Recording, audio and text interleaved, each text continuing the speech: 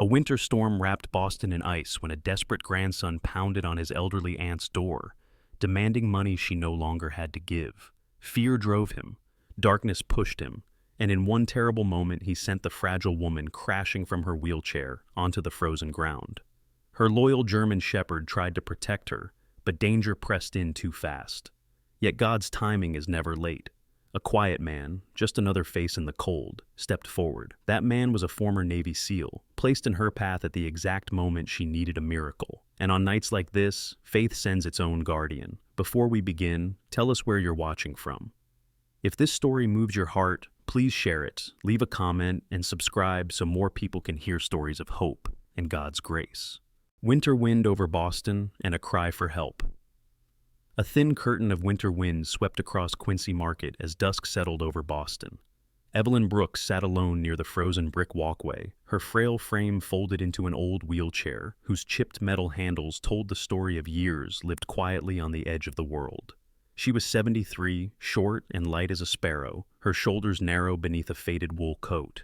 Her silver-white hair was pinned in careful waves, but the cold had loosened a few strands, letting them brush her lined cheeks. Her skin held the fragile translucence of age, but her eyes, soft hazel eyes that once glowed with warmth, still carried a gentleness untouched by hardship. And hardship had never left her alone for long. She pulled her scarf tighter around her thin neck. It was an old knitted thing, pale and worn, the sort of scarf someone had made with love decades ago. It held the last scent of her husband, lost 5 winters back, and she clung to it not for warmth, but for courage. Her hands trembled. Some of it was cold, most of it was fear.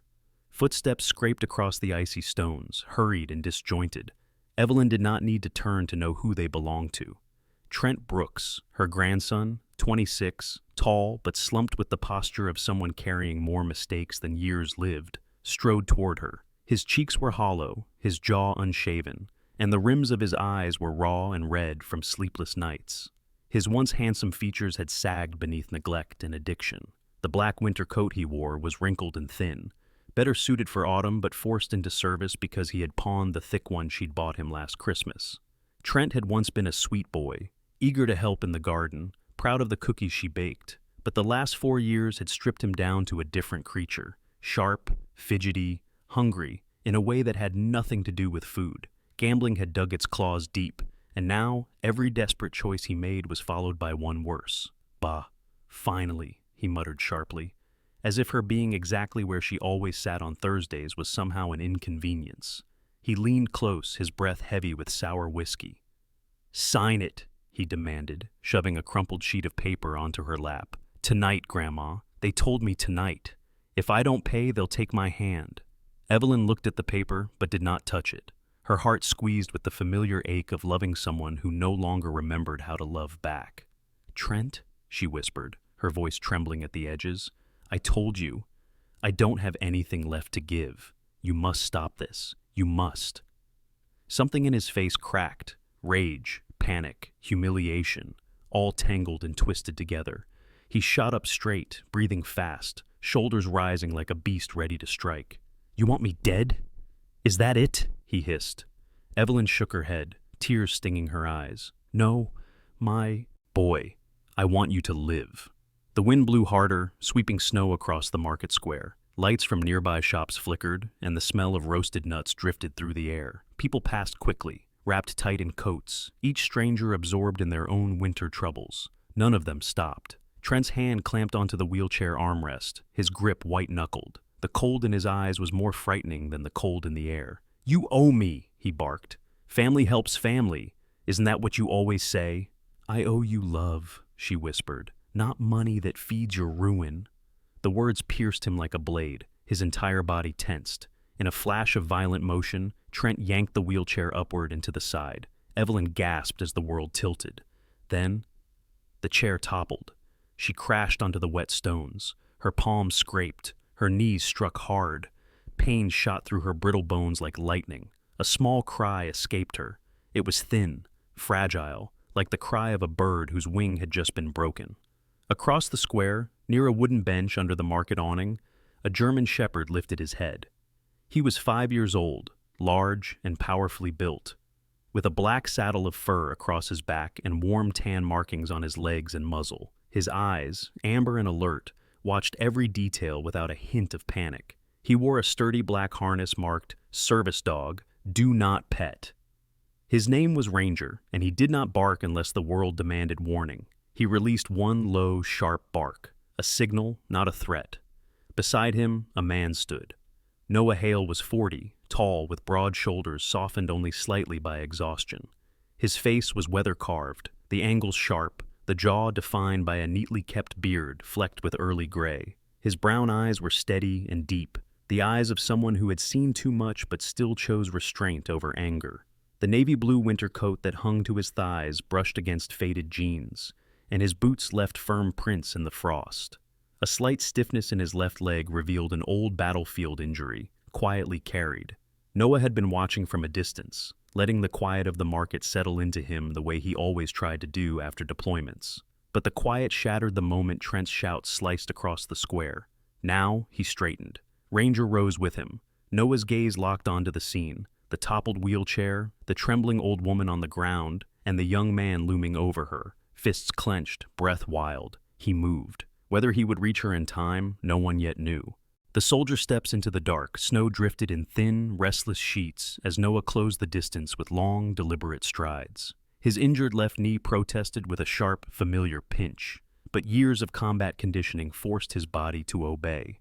Ranger stayed inches behind him, the dog's muscular frame moving with the fluid precision of an animal trained to read danger before it struck. Trent Brooks stood over the toppled wheelchair, his breath heaving in frosty bursts. His already disheveled coat was now dusted with snowflakes, clinging to the creases like a second layer of grime.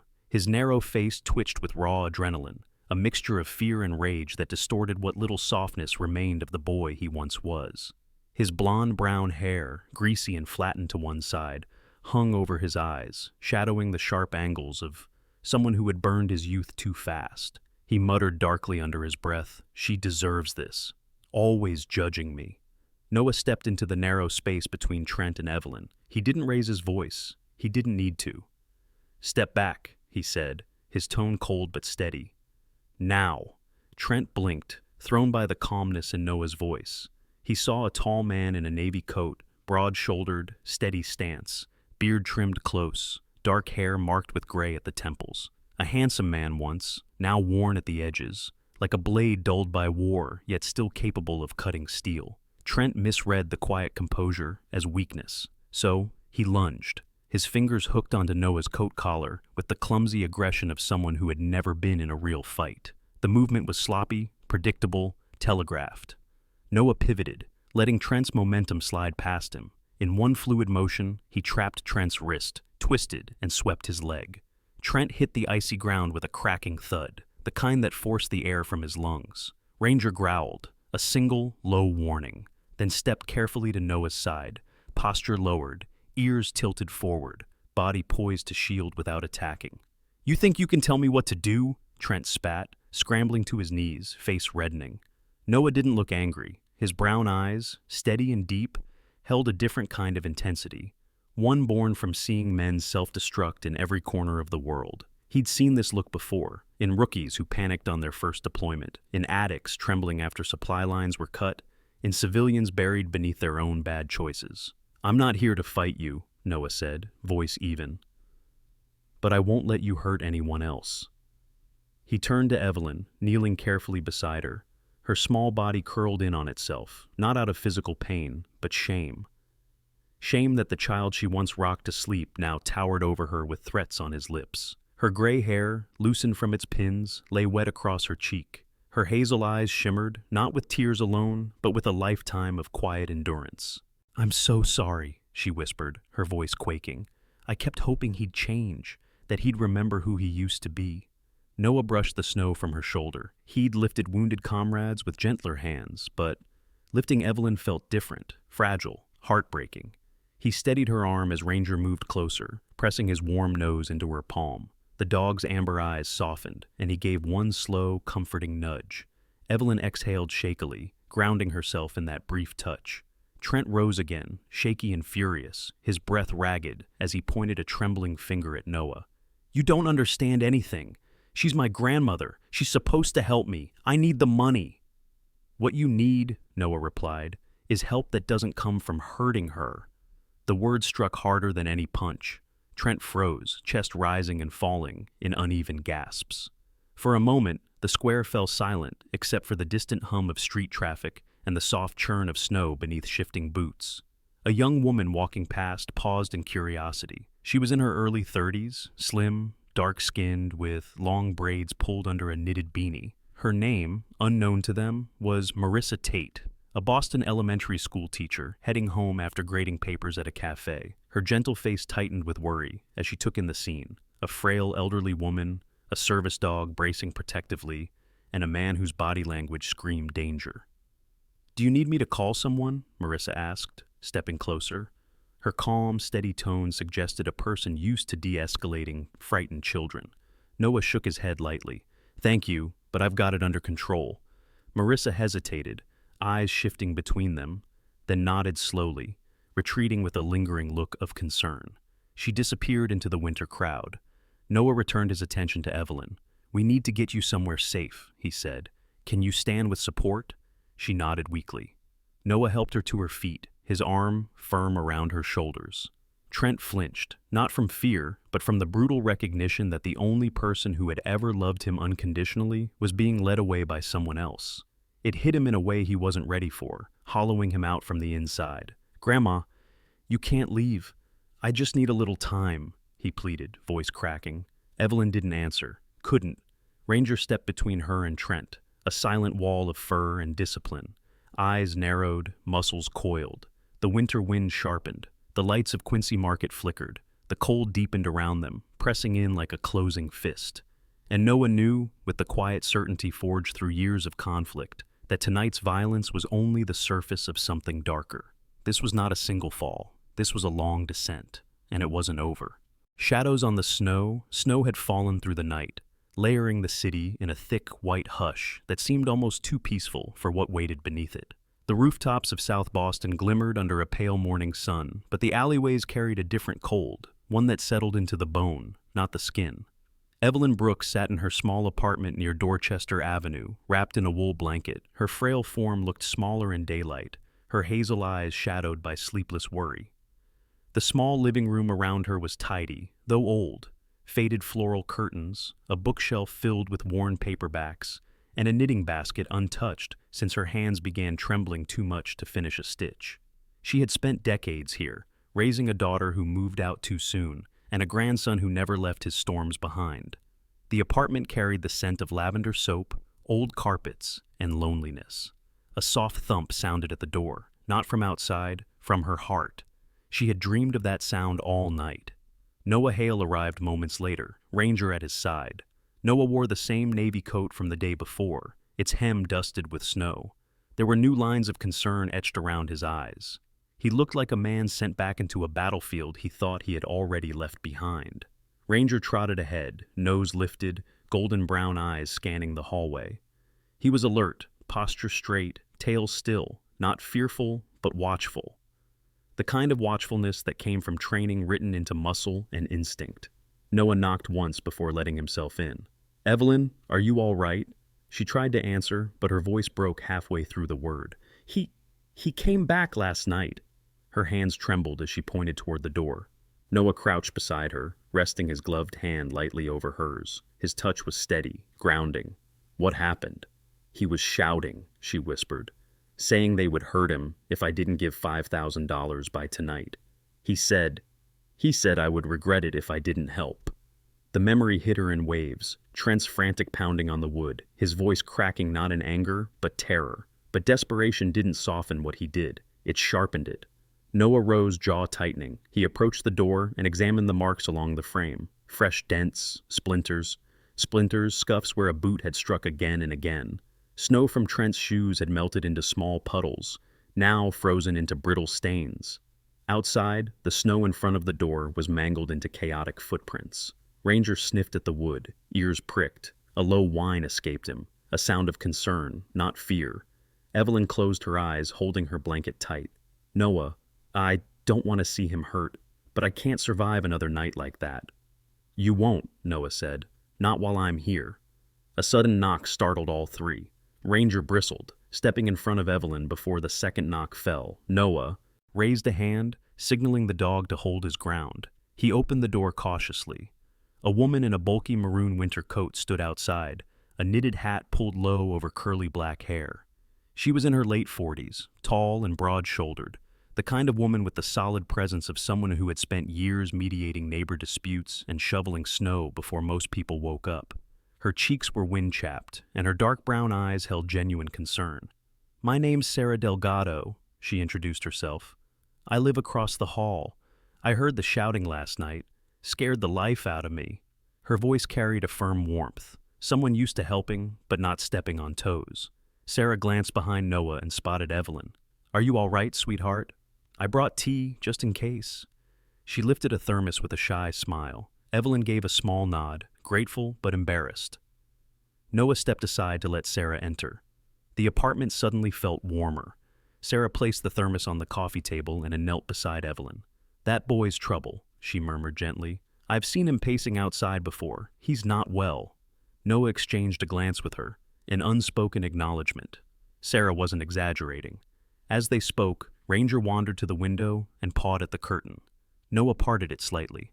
Across the street, a man loitered beside a parked pickup truck, tall, rough-faced, with a knitted beanie pulled low.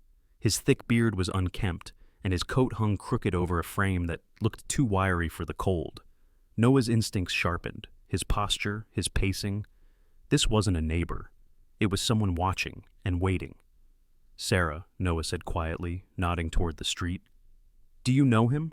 She glanced outside and frowned. "Never seen him before, but he hasn't moved since sunrise." That was all Noah needed. He closed the curtain. "Ranger, heel." The dog returned immediately, posture straight. Evelyn's voice quivered. Is it them? The people Trent owes?" Noah didn't answer directly. "We're not taking chances." He pulled out his phone and called the police. Sarah rose to her feet, crossing her arms with a protective firmness. "I'll stay until the officers arrive." They waited. Snow kept falling in soft, heavy flakes. The apartment felt suspended in a fragile moment, held together only by the thin walls and the people inside. Then, faintly in the distance, the sound of a police siren cut through the cold. When it reached the street below, the man outside got into his truck and drove away without looking back. Noah watched the taillights fade into the white haze. Trent wasn't acting alone anymore, and the danger was no longer knocking. It was watching. A trap in the blizzard night, the storm arrived at dusk, sweeping across Boston like a white curtain drawn shut. Snow hammered the windows of Evelyn's small apartment, piling against the sill in uneven mounds. Wind moaned along the building's brick exterior, rattling old frames that had never been built for nights this cold. Inside, the light flickered with a weak, struggling hum. Then died. Darkness fell over the apartment as the power grid in the neighborhood faltered under the storm's weight.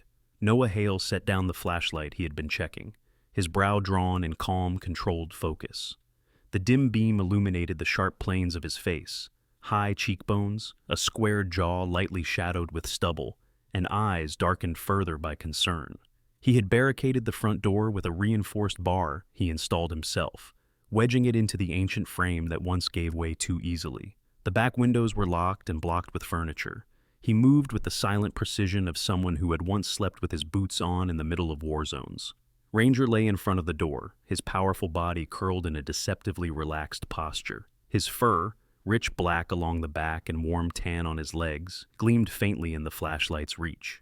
His ears twitched with every groan of the wind, every shifting crack of the old building. Evelyn watched from her armchair, wrapped in 2 blankets that still somehow wouldn't warm her trembling hands. The storm always reminded her of her husband's last winter, when he fell ill and never recovered. Tonight's cold carried that same quiet dread, settling into her bones.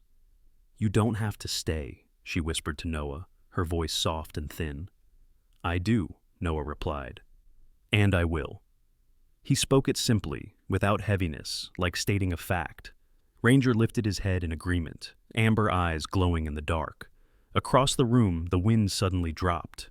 A brief silence settled, eerie and hollow. Then, crunch.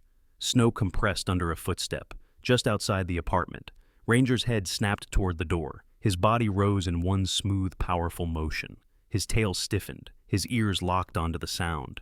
Noah placed a steadying hand on the dog's shoulder, signaling quiet readiness. The crunch came again, closer this time. Evelyn's breath caught. "Oh, Lord!" A shadow wavered behind the thin frosted glass of the front door. A man-shaped blur, rocking slightly. Another step, another. Noah moved forward, slow and deliberate, keeping one hand near the door and the other ready to grab or strike. He knew that rhythm, that hesitation, the uneven stagger of someone cold, frightened, or cornered. A weak voice cracked through the storm, muffled by the door. "Grandma, please." Evelyn nearly rose, instinct overpowering fear, but Noah held up a hand to stop her. His voice turned firm. "Stay back." The shadow moved closer until a gaunt face pressed clumsily against the glass. Trent Brooks. He looked worse than he had that afternoon. His blonde-brown hair clumped with melting snow. His cheeks were bruised in deep purple smears. His coat was torn at the shoulder. His hands, bare and scraped, clutched a metal rod, a crowbar or pipe, held not with confidence but desperation. "Please," Trent choked out. "They're after me. They'll kill me if I don't pay. Grandma, you have to help." His voice cracked on the last word, thin and scared. Ranger loosed a low rumble, not a threat, an announcement that danger had arrived. Trent raised the metal rod, drawing back as if to smash the door, maybe out of panic, maybe out of instinct, the unpredictable moment of a desperate man. Noah acted first. He yanked the door open in a single swift motion. Trent stumbled forward on instinct, thrown off balance. Before he could recover, Noah seized his wrist, twisting the weapon free. His other hand clamped Trent's shoulder and drove him down onto the wooden floor inside the apartment. The thud echoed through the dark living room. Ranger positioned himself at Noah's side, body low, ready to intercept any movement. Trent froze, panting in wild, sharp breaths. His eyes darted to the dog, to Noah, then to Evelyn, who stood trembling in the archway, one hand clasped over her mouth. "Who did this to you?" Noah demanded, his tone firm but not cruel. Trent's voice broke on a sob he'd been swallowing for years. "The guys I owe. They beat me tonight. They said if I don't bring them something by morning, they'll come here. I didn't know where else to go." In the dim light, Noah saw truth written in Trent's broken expression. Smeared tears, the raw fear, the bruises. This was not a stage performance, but terror did not excuse violence. "You need help," Noah said quietly, "but I won't let you use your grandmother as a shield. Not anymore." Trent crumpled, his shoulders shaking. It was the first time he cried without shouting, without blaming. Evelyn's face softened, but pain creased her forehead. "Trent. Oh, Trent." Noah retrieved his phone and dialed the police.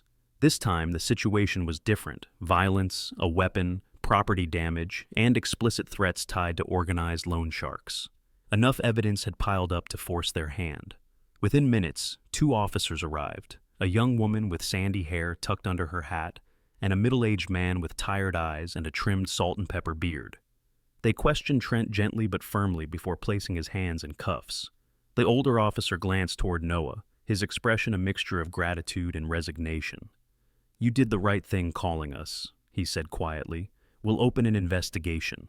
This time, it won't be ignored." Noah nodded once. Trent didn't fight the arrest. He didn't shout or curse. He looked at Evelyn for a long moment, haunted, hollow, but finally surrendered. "I'm sorry," he whispered. Then he was led into the storm.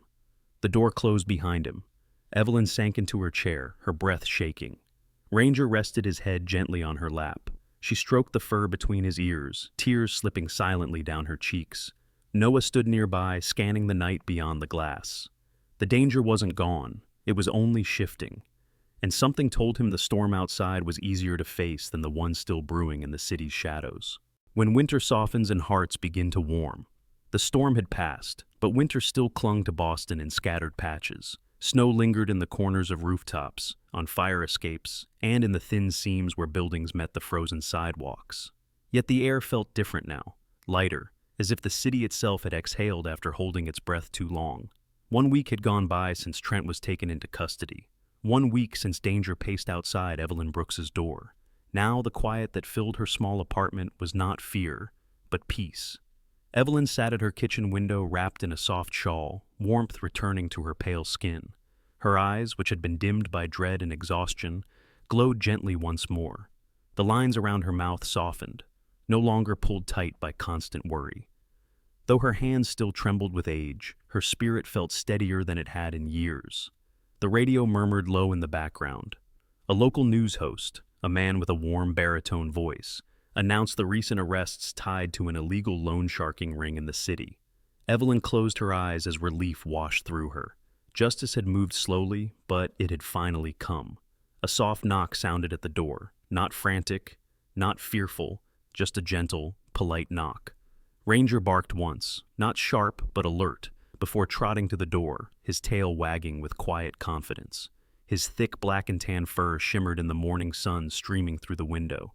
Noah Hale stood on the landing, his tall frame outlined by the pale glow of the winter morning. The navy coat he always wore seemed to blend naturally with the cold air around him. His face carried the familiar rugged lines, the square jaw, the slightly crooked nose from some long-ago fight, the early gray threading through dark hair. But today, there was less heaviness around his eyes. A light canvas duffel bag hung from his hand. "I didn't mean to wake you," he said as Evelyn opened the door. "You didn't." Her smile deepened the soft creases around her eyes. "Come in from the cold." Noah stepped inside while Ranger brushed past him, heading straight for Evelyn. The dog nudged her knee with his warm muzzle, tail sweeping the floor in slow arcs. She laughed. A real laugh, not a nervous one. "Oh, Ranger, you're such a sweet boy." Noah watched them quietly. Something softened in his chest. "Trent, how is he doing?" Evelyn asked hesitantly, clutching the ends of her shawl. "Better," Noah replied. "The center says he's responding to treatment. Withdrawal isn't easy, but he's cooperating. They think the break from the gambling environment is doing him good." Evelyn breathed out a shaky sigh, one made of equal parts sorrow and hope. "I spent so many years wondering if I failed him." "You didn't," Noah said firmly. "Addiction is a fight inside a person. You didn't put that darkness there." Evelyn blinked at him, eyes shimmering again. "You've given him a chance to find the light. And me. You saved me when no one else saw what was happening." Noah looked toward the snow outside, letting the weight of her gratitude settle somewhere he could bear it. "Anyone would have done the same." Evelyn shook her head. "No," she whispered. "Not everyone sees. Not everyone stops. Not everyone cares." She reached out and placed her hand on his coat sleeve. Her fingers were cool but steady. "You carry a heaviness, Noah. A man doesn't learn to move like you do without paying a price." Noah swallowed, jaw tightening for a brief moment. Memories flickered behind his eyes. Night raids, silent fear, brothers lost. But he forced them back into the shadows where they belonged. "I'm only trying to do some good," he said softly. "And you have," she answered. Ranger nudged Noah's leg as if urging him to accept the truth. A moment of stillness passed, gentle, warm, healing. But Noah eventually lifted the duffel bag. "We should get going." Evelyn frowned. "Going? Where are you off to now?" "South Side," he replied with a half smile. "There's a community shelter that needs a volunteer for supply delivery. And after that, wherever we're needed." "We?" she repeated. Ranger let out a sharp bark of agreement. Noah chuckled. "He makes the rules." Evelyn stepped closer, bracing herself with her wheelchair. She placed a hand on Noah's forearm. Her grip was surprisingly firm for someone so fragile. "Thank you," she whispered, "for saving my life. And for not giving up on Trent." "No debt between us," Noah said. "You don't owe me anything."